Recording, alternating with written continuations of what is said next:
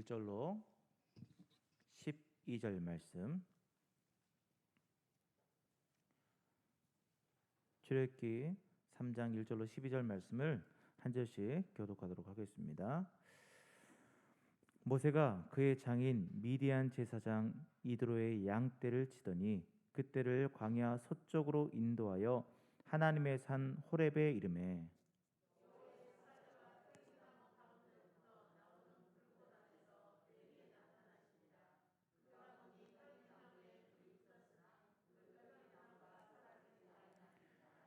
이에 모세가 이르되 내가 돌이켜 가서 이 큰 광경을 보리라. 떨기나무가 어찌하여 타지 아니하는고 하니 그때에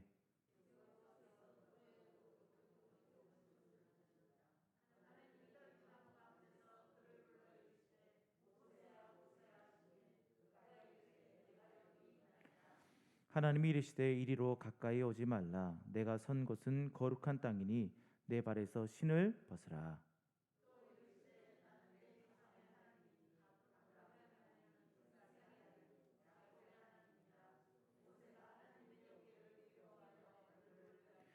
여호와께서 이르시되 내가 애굽에 있는 내 백성의 고통을 분명히 보고 그들이 그들의 감독자로 말미암아 부르짖음을 듣고 그 근심을 알고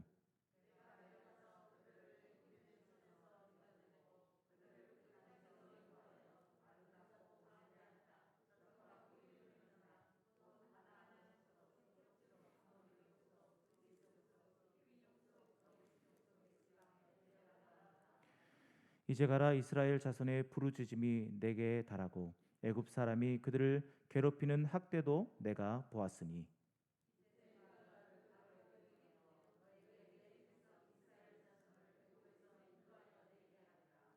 모세가 하나님께 아뢰되 내가 누구이기에 바로에게 가며 이스라엘 자손을 애굽에서 인도하여 내리이까.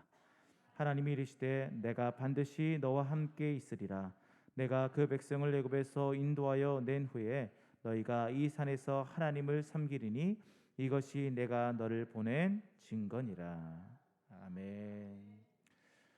오늘도 귀하고 복된 우리 예수 그리스도의 그 부활의 증거가 우리의 삶 속에서 나타났길 소원합니다. 또 우리가 주님 안에서 정말 부활의 주님을 매일매일 만나고 또 고백하는 하루하루가 됐으면 좋겠습니다. 우리 옆에 분들 바라보시면서 이렇게 한번 인사할까요? 사랑합니다. 네. 우리가 서로 주님 안에서 사랑을 누리고 그렇게 나갔으면 좋겠습니다. 선교라고 하면 참 무거운 주제 같습니다. 그죠? 그래서 선교에 대한 이야기들을 조금 하려고 합니다. 선교의 흐름이라고 있어요. 왜냐하면 선교라는 그 정의에 대해서 시간이 지나면서 조금씩 바뀌어 왔어요. 왜냐하면 초창기에 그러니까 예수님이 부활하시고 승천하신 이후에 우리가 보통 초대교회라고 하죠. 초대교회에서는 선교라는 개념이 없었죠. 왜냐하면 그들은 부활하신 예수님을 그냥 증거하는 삶을 살았다라고만 이제 얘기하죠. 우리는 그걸 또 선교라고 이제 이야기도 하지만 그들 사이에서는 그것이 없었습니다. 또 313년에 이제 로마의 국교로 이제 기독교가 제정된 이후에는 그곳에 있는 많은 사람들이 거의 모든 사람들이 다 기독교 이제 그리스도인이 된 거죠. 그렇기 때문에 그때는 그 지역에 선교라는 개념이 없었어요. 왜냐하면 그냥 태어나면 그리스도인이 되었거든요. 그러다가 이제 차츰 그들이 그 땅을 벗어나서 다른 지역으로 가다 보니까 그 지역에 복음을 전하게 되고 그것이 차츰 선교적인 개념으로 선교의 개념으로 점점 발전하게 됐습니다. 그래서 우리가 이제 선교라고 했을 때 우리가 이제 크게 두 가지를 좀 고민해 보는 것 같아요. 첫째는 뭐냐면 선교는 어떻게 하는 게 선교인가라는 거죠. 그래서 우리가 보통 할 때 선교라고 했을 때 지금은 이제 좀 생각이 다르지만 예전에는 그런 생각들을 했어요. 해외에 나가서 복음을 전하는 것이 선교다. 그리고 국내에서 하는 것은 그냥 전도다. 뭐 이렇게 우리가 정의를 내리고 또 그렇게 가르치기도 했고 그렇게 이해하기도 했습니다. 그래서 우리는 해외에 나가는 것만 선교다라는 개념들을 우리 어렸을 때부터 이렇게 조금씩 듣다 보니까 그런 개념으로 바뀌게 됐죠. 그래서 국내에서 선교한다라고 하면 뭐 국내에서 하는 게 무슨 선교야라고 생각하시는 분도 계시다는 거죠. 근데 그것이 이제 차츰 변화돼서 이제 선교의 개념이 바뀌게 됐습니다.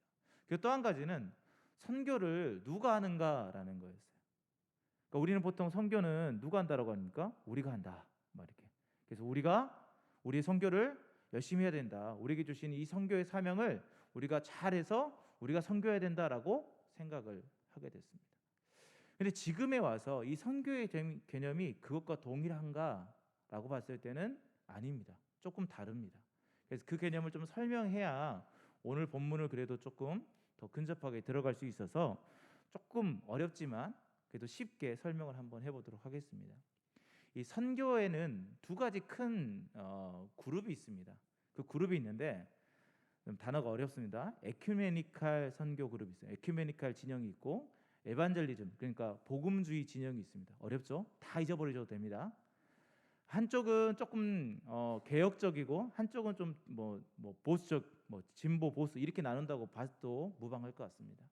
근데 좀 개혁적이고 진보적인 이 에큐메니칼 이 진영에서는 이 선교에 대한 개념을 이제 차츰 정리하다가 1900년도의 초반에 한 50년경에 뭘 정리를 했냐면 하나님의 선교다는 개념을 정리했어요.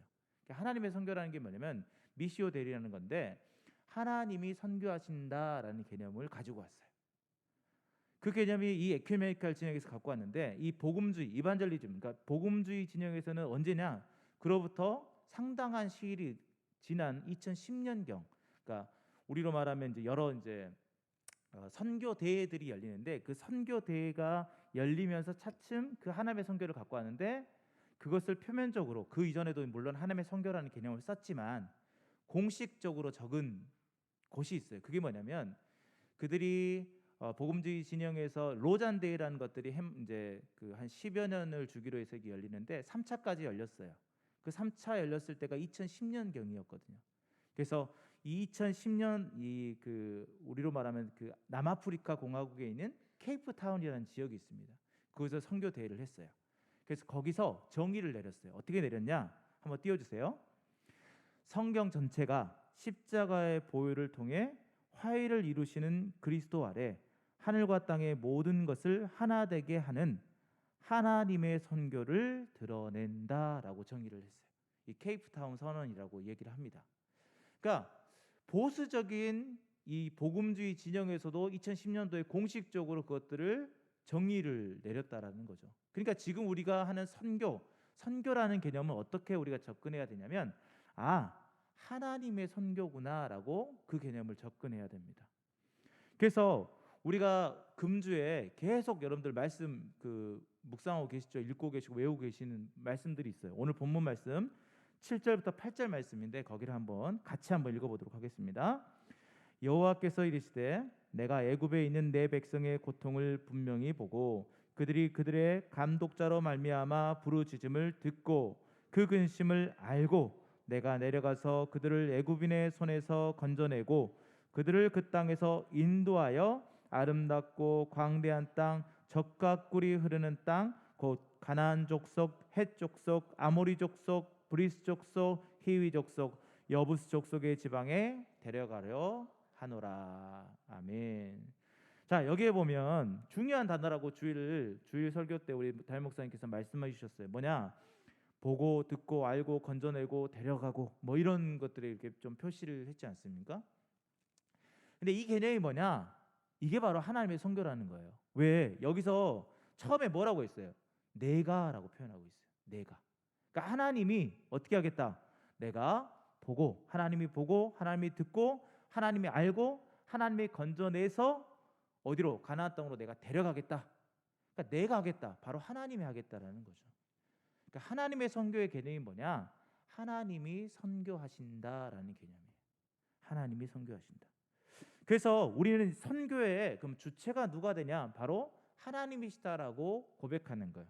그래서 여러분들 전도하러 나갈 때 제일 먼저 하는 게 뭐예요? 제일 먼저 하는 게 전도할 때 그냥 이렇게 전단지 나눠주면 끝납니까? 아니죠. 뭐하고 갑니까? 기도하고 가죠. 왜요? 하나님의 그 능력을 가지고 하나님의 선교를 이루기 위해서 이렇게 기도하는 거예요. 그래서 성령의 충만함을 가지고 나아가서 전도할 때 우리가 하는 것 같지만 실은 누가 하신다? 하나님이 하신다. 그래서 우리가 기도하고 가는 겁니다.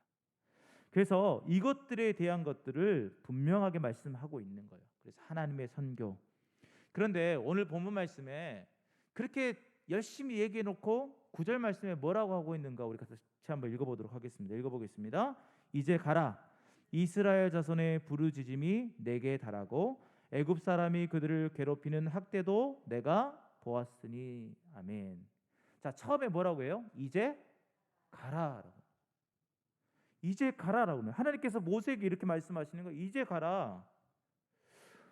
여러분 이때까지요. 그 앞에 9절, 7절과 8절 말씀에 뭐라고 했어요? 하나님이 내가 뭐라고 했어요? 보고 듣고 알고 건져내고 내가 데려가겠다라고 말했어요. 그 본인이 하시면 되잖아요.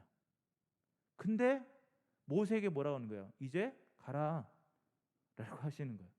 그러니까 본인이 하시겠다라고 해놓고 뭐라고 하는 거예요? 모세 네가 가. 좀 이게 맞지 않는 것 같아요. 그죠? 근데 분명한 것은 뭐냐면 하나님의 선교는 누구를 통해 이루시냐면 우리를 통해 이루시는 거예요. 그러니까 오늘 본문을 통해서 말씀하시는 것은 하나님이 하신다. 내가 하겠다. 근데 내가 너를 통해서 하겠다라고 하는 거예요. 그게 뭐예요? 선교이죠. 그래서 아까 그 케이프타운 선언에서 그 뒤쪽에 뭐라고 표현하고 있냐면 마태복음 28장 19절 20절 말씀에서도 뭐라고 하냐? 그러므로 너희는 가서라고 했어요. 그러므로 너희는 가서. 여기도 동일하게 가라고 했죠. 그래서 아까 그 케이프타운 선언에서 뒤쪽에 뭐라고 말하고 있냐면 띄워주세요. 하나님의 선교에 참여함이라고 주제를 정하고 뭐라고 있냐? 하나님은 자신의 백성을 부르셔서 자신의 선교에 뭐한다? 동참시키신다. 그래서 우리의 선교는 온전히 하나님의 선교로부터 나오며 하나님의 창조 세계 전체를 다루며 그 중심이 십자가에 구속하시는 승리 위에 세워져 있다라고 얘기하고 있어요. 그러니까 하나님의 선교에 누구를 동참시키는 거예요? 우리를 동참시킨다라는 거예요. 본문에서 말하고 있는 것은 뭐냐? 하나님이 내가 보고 듣고 다 해서 너희들 데려가겠다. 근데 내가 너를 통해서 할 거야 라고 말하는 거예요. 그래서 우리는 하나님의 선교에 뭐 해야 되는 거예요? 동참하는 거예요. 도구로 쓰임을 받는 거예요. 선교의 주체는 우리가 아니라 하나님이시지만 우리는 그의 도구로 사용된다라는 것을 우리가 분명히 알고 본문을 접근해야 돼요. 그런데 생각해 보세요. 모세가 누굽니까? 모세가 누구이기에 어떤 사람이기에 하나님이 그를 불러주시는가? 왜 하나님의 선교에 이 모세를 부르셨을까? 왜 하나님의 선교에 바로 왕을 부르지 않고 모세를 부르셨을까? 모세의 지금 상황을 좀 우리가 생각해 보면서 하나님이 부르시는 사람이 어떤 사람인가를 우리가 살펴보았으면 좋겠어요. 첫 번째, 모세의 형편은 어떤가? 첫 번째는 광야 가운데 있는 사람이었어요. 광야 가운데 있는 사람. 모세는 광야에서 40년 동안 있었습니다. 왜 40년 동안 있었나요? 살인해서 그것이 들통나가지고 도망간 거예요. 쫓겨난 거죠. 자기의 삶의 터전에서 쫓겨나서 광야 가운데 있는 거예요. 근데 이 광야라는 개념들이 굉장히 다양하게 사용되는데 우리가 가장 잘 알고 있는 예수님이 시험 받으신 곳, 그것도 광야였어요. 그래서 예수님은 그 놀라운 시험을 그 광야 가운데서 이겨내시고 공생의 시작을 계속해 나갈 수 있게 되었죠. 또한 이 광야라는 것은 하나님을 더 가깝게 만날 수 있는 곳인 것 같아요. 왜? 바울이 다메섹으로 가는 도상에서 누구를 만났습니까? 예수님을 만났어요. 그래서 다메섹에 가가지고 아나니아라는 사람을 통해서 눈을 뜨게 되고 복음을 받아들이게 됐어요. 예수님을 믿게 됐어요. 그래서 그 성 가운데 복음을 막 전합니다. 그런데 여러 가지 환란이 있으니까 그곳에서 도망가서 어디로 갑니까? 아라비아 사막으로 가요. 그래서 대략 3년 동안 아라비아 사막에서 있어요. 베드로도 있고 여러 사도들도 있는데 그들과 의논하지 않고 갈라디아서의 말에 보면 의논하지 않고 아라비아로 갔어요. 가서 3년 동안 뭐 했을까요? 정확하게 나와 있지는 않지만 여러 과정들을 통해서 그곳에서 하나님과 만나는 시간을 가졌어요. 그래서 하나님을 더 가깝게 만날 수 있는 곳이 어디냐? 바로 광야라는 곳이죠. 왜요? 외롭고 쓸쓸하니까. 아무것도 없으니까. 의지할 게 없으니까. 그리고 또한 이 광야는 어떤 곳이 되냐? 피난처가 되는 곳이죠. 피난처. 다윗이 쫓겨다니면서 광야를 많이 선택했습니다. 왜냐하면 그곳 가운데서 숨고 또 많은 사람들이 왔을 때 그것들을 벗어날 수 있는 환경적으로 갖추어져 있기 때문이죠. 그런데 이런 광야의 삶들의 공통점이 뭐냐? 그것은 바로 외로움이라는 거죠. 물론 하나님의 위로를 받고 하나님을 만날 수 있는 곳이긴 하지만 인간으로 봤을 때 외로운 자리였다라는 거죠. 그것을 반증하면 뭘까요? 모세가 광야에 있었다라는 것은 어떠한 마음이 있었다? 외로운 마음이 있었다라는 거죠. 그렇게 외롭고 힘든 가운데 있는 그 모세를 하나님이 부르셔서 하나님의 선교에 동참시켜 주시는 거예요. 그는 어떤 즐겁고 기쁘고 행복하고 막 감사가 넘치는 그런 상황이 아니었다라는 거죠. 그럼에도 불구하고 그가 외로운 자리에 있음에도 불구하고 하나님은 그를 불러서 하나님의 선교에 동참시켰다라는 거죠. 자, 두 번째, 그러면 모세는 또 어떠한 환경 가운데 또 어떤 사람이었는가? 두 번째는 아무것도 없는 사람이었어요. 아무것도 가진 것도 없고 아무것도 없는 사람이었어요. 자, 모세가 양을 칩니다. 그 양이 누구의 소유냐? 오늘 1절 말씀을 읽도록 하겠습니다. 같이 읽어볼게요. 모세가 그의 장인 미디안 제사장 이드로의 양떼를 치더니 그떼를 광야 서쪽으로 인도하여 하나님의 산 호렙에 이르매. 아멘. 자, 이 양떼를 쳤어요. 근데 그 양떼의 주인이 누굽니까? 이드로인 거예요. 이드로. 미디안 제사장 이드로. 자기의 장인 이드로 거였어요. 그러니까 자기의 것이 아니었다라는 거죠. 남의 것을 치는 사람. 물론 품삯을 받았을 수도 있겠죠. 가족을 이끌어 가려면. 그러나 그의 안에 소유가 없었다라는 겁니다. 그리고 그가 애굽으로 내려갈 때도 손에 지팡이밖에 들지 않았어요. 그러니까 그는 어떤 사람이었냐? 가진 것이 없는 사람이었어요. 부자도 아니었어요. 아무것도 가진 것이 없었어요. 그런데 하나님은 그를 불러서 사용해 주셨다라는 거죠. 시편 8편 2절 말씀에 이렇게 말하고 있죠. 주의 대적으로 말미암아 어린아이들과 젖먹이들의 입으로 권능을 세우심이며 이는 원수들과 보복자들을 잠잠하게 하려 하심이니이다. 아멘. 어린아이와 젖먹이 아무 능력이 없는 아무것도 가진 것이 없는 그들을 쓰셔서 원수들과 보복자들을 잠잠하게 하신다라는 거예요. 아무것도 없어도. 또한 고린도전서 1장 27절 말씀에 이렇게 말하고 있죠. 그러나 하나님께서 세상에 미련한 것들을 택하사 지혜 있는 자들을 부끄럽게 하려 하시고 세상에 약한 것들을 택하사 강한 것들을 부끄럽게 하려 하시며라고 되어 있습니다. 세상에 미련한 것, 세상에 약한 것일지라도 하나님이 들어쓰시면 강하게 된다라는 거죠. 모세가 그런 삶을 살고 있었어요. 아무것도 가진 것 없고 능력도 없었어요. 또한 그에게 치명적인 약점이 있었죠. 뭡니까? 4장 10절 말씀에 보니까 나는 입이 뻣뻣하고 혀가 둔한 자니이다. 말을 잘할 줄 몰랐어요. 조리 있게 할 수도 없었던 것 같아요. 버벅거렸던 것 같아요. 그런 약점이 있어요. 치명적인 약점이죠. 왜요? 대언자라는 사람은 말을 잘해야 되거든요. 자기가 들었던 것을 조리 있게 그 사람에게 전달해야 되는 역할을 해야 되는데 말도 못하는 치명적인 약점이 있었어요. 그러니까 그는 가진 것도 없고 능력도 없고 재능도 없었어요. 그런데 놀라운 것은 하나님이 그런 모세를 사용하신다는 거예요. 여러분, 그래서 우리가 선교 사역, 하나님의 선교에 동참하기 위해서 여러 가지 우리가 갖추어야 되는 게 있는 게 아니에요. 우리가 외로울지라도 아무 감정이 없을지라도 우리 안에 기쁨이 충만하지 않고 감사가 충만하지 않을지라도 하나님은 그 사람을 사용하시고 그 사람이 능력이 없을지라도 그가 가진 것이 없을지라도 그 사람을 하나님은 사용하신다라는 거죠. 그런데 오늘 본문은 딱 한 가지는 갖고 있어야 된다라고 얘기해요. 그게 세 번째입니다. 그게 뭘까요? 하나님이 함께 하시는 사람을 사용한다라는 거예요. 자, 11절 말씀을 우리 믿음으로 같이 한번 읽겠습니다. 모세가 하나님께 아뢰되 내가 누구이기에 바로에게 가며 이스라엘 자손을 모세에게 인도하여 내리까. 아멘. 우리가 이렇게 이야기하고 있지 않습니까? 제가 누굽니까? 저는 아무것도 아니에요. 저는 외로운 사람이에요. 저는 아무것도 가진 게 없는 사람이에요. 그런데 왜 저를 사용하시려고 해요? 저는 능력도 없습니다. 혹시 우리가 이렇게 핑계대고 있지 않습니까? 그런데 하나님이 그 밑에 이렇게 말하고 있어요. 12절 말씀에 하나님이 이르시되 내가 반드시 너와 함께 있으리라.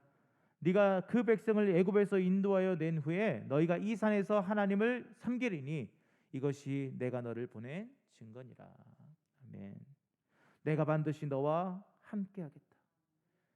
여러분, 모세가 내가 누구에게 갑니까? 저 아무것도 아니에요. 외로워요. 저는 아무것도 없고 가진 것도 없고 능력도 없어요. 하나님, 아무것도 없습니다. 그런데 왜 제가 가야 됩니까? 라고 했을 때 보통 하나님이 대답하면, 야 모세야, 너 능력 있어. 너 재능 있어. 너 재물 많아. 너 주위에 동역자들도 많을 거야. 내가 네 말씀 없이 정말 퍼펙트하게 고쳐줄게. 너 할 수 있어. 너 대단한 사람이야. 이렇게 해야지 힘을 얻고 갈 거 아니에요. 그런데 그게 아니었어요. 하나님의 대답은 내가 너와 함께 할 거야. 정말 하나님이 사용하실 거면, 저 같으면, 제가 하나님이라면 만약에 내가 이 사람을 쓰겠다 그러면 그 사람을 완벽하게 만들어 가지고 보낼 것 같아요. 근데 하나님은 그것이 아니었어요. 야, 그거 다 필요 없어. 너의 능력, 너의 재능, 너의 재물, 네가 여러 동역자들과 함께 가는 것, 네 말씀 없이, 야, 다 필요 없어. 내가 너와 함께하면 끝이야. 사랑하는 성도 여러분, 모세는 외로운 사람이었어요. 광야 가운데 있었죠. 자기의 거처를 다 옮겨서 40년 동안 광야 생활을 하고 있던 사람이었습니다. 그리고 아무것도 없었어요. 능력도 없었어요. 가진 것도 없었어요. 그런데 그에게 있는 것 단 한 가지, 하나님이 함께하겠다라는 거였어요. 그런 모세를 불러서 이스라엘 민족을 애굽에서 구원하여서 하나님께서 인도하셨다라는 거죠. 이것을 우리에게 적용시켜 보면 무엇입니까? 혹시 우리가 외로운 자리에 있습니까? 아무도 나를 거들떠보지 않고 나의 관심도 없고, 나는 부족한 사람이야 라고 혼자 생각하고 있는 그런 상황 속에 있습니까? 야, 나는 선교 사역 할 때 물질로 막 이렇게 헌금도 하고 막 이렇게 좀 투자하고 해야 되는데 나는 가진 것이 없어. 나는 재능도 없네. 나는 말솜씨도 없네. 모세도 그랬다고요. 그런데 하나님은 그를 선교 사역에 동참시켰어요. 왜요? 하나님이 그와 함께 하시니까. 사랑하는 성도 여러분, 하나님의 선교를 감당할 수 있는 사람은요, 다른 것에 있지 않고 하나님을 모신 사람이 감당할 수 있습니다. 그것을 봤을 때 우리는 이미 하나님을 우리 안에 모신 사람들이죠. 그럼 무엇을 이야기합니까? 우리는 하나님의 선교에 동참할 수 있는 사람이라는 겁니다. 근데 그 선택을 누가 할까요? 내가 하는 거예요. 내가 동참할 것인가, 동참하지 않을 것인가는 여러분들이 선택하는 거예요. 그러나 분명한 것은 하나님의 자녀라면, 하나님을 모신 사람이라면 어떻게 해야 됩니까? 선교 사역에 동참해야 된다는 거죠. 사랑하는 성도 여러분, 그래서 여러분들에게 물어보겠습니다. 여러분들은 하나님의 선교에 동참하고 계십니까? 여러분들의 삶들을 통해서 하나님의 그 선교 사역에 동참하고 있냐고요. 이미 하나님을 모신 사람이면 당연히 하나님의 선교에 동참해야 됨에도 불구하고 우리는 자꾸 핑계를 대고 주저하고 있지 않습니까? 하나님, 저 가진 것 없어요. 아무것도 없어요. 저희 손에 있는 건 이 지팡이밖에 없는데 이 지팡이 갖고 뭐 할까요? 양이나 칠 줄 알지. 하나님, 저 아무것도 할 수 없어요. 아니요. 하나님이 함께 하시면 다 됩니다. 왜요? 하나님의 선교의 결과는 누가 책임지냐면 내가 책임지는 게 아니라 하나님이 책임지는 거예요. 이스라엘 민족들에게 전하고 그들을 통솔하고 그 하나님의 대언자로서 모세가 말을 했지만 실제로 능력을 발하시는 분은 누구십니까? 하나님이 하셨다라는 거예요. 그래서 하나님의 선교인 것입니다. 그리고 그 하나님의 선교에 하나님을 모신 사람들은 다 동참하길 원하신다라는 것입니다. 바라는 것은 우리 상무 모든교회 모든 교회 성도님들이 이 하나님의 선교에 온전하게 동참했으면 좋겠습니다. 이 하나님의 선교에 기쁨으로 동참했으면 좋겠습니다. 이 하나님의 선교를 이루기 위해서 핑계대지 않고, 자기의 상황에 핑계대지 않고, 하나님, 그럼에도 불구하고 하겠습니다. 하나님이 함께 하시면 제가 어떤 상황이든 하겠습니다라는 고백의 말들을 매일 뱉어내고, 그리고 여러분들의 삶의 터전에서 그렇게 선교 사역들을 계속해서 감당해 나가길 예수님의 이름으로 축원드립니다. 기도하겠습니다. 하나님은 하나님의 선교를 이루어 가신다라고 말씀하셨습니다. 하나님이 이끌어 가신다라고 말씀하셨습니다. 그런데 감사하게도 하나님을 모신 저희들을 또한 그 선교 사역에 동참시켜 주셨습니다. 이 얼마나 놀라운 일인지, 감사한 일인지 모르겠습니다. 그런데 그 부담감 때문에, 또 두려움 때문에, 내가 가진 것이 없다라는 것 때문에, 내가 외롭다라는 것 때문에, 내 환경 때문에 자꾸만 핑계대면서 그 선교 사역을 동참하지 못하고 있지 않습니까? 하나님, 우리가 그 선교 사역에 온전히 동참할 수 있도록 붙잡아 주시옵소서. 마음을 허락하시고 그 선교 사역을 정말 실행해 나가면서 한 영혼 한 영혼이 주께 돌아오는 것들을 우리가 바라볼 수 있도록, 직접 바라볼 수 있도록 하나님 붙잡아 주시옵소서. 우리 상무모든교회가 OK 운동과 여러 전도 사역과 여러 선거 사역들을 해나가고 있습니다. 하나님, 이 사역 하나님의 사역이오니 하나님께서 이루어 주시옵소서. 우리의 작은 몸짓, 작은 말 한마디, 그 모든 것들을 통하여서 하나님의 능력을 발하여 주셔서 한 영혼 한 영혼이 주께 돌아올 수 있는 놀라운 것들을 하나님 이루어 주시옵소서. 모든 걸 믿사오며 예수님의 이름으로 기도하였습니다. 아멘. 우리 복음성가 주님 말씀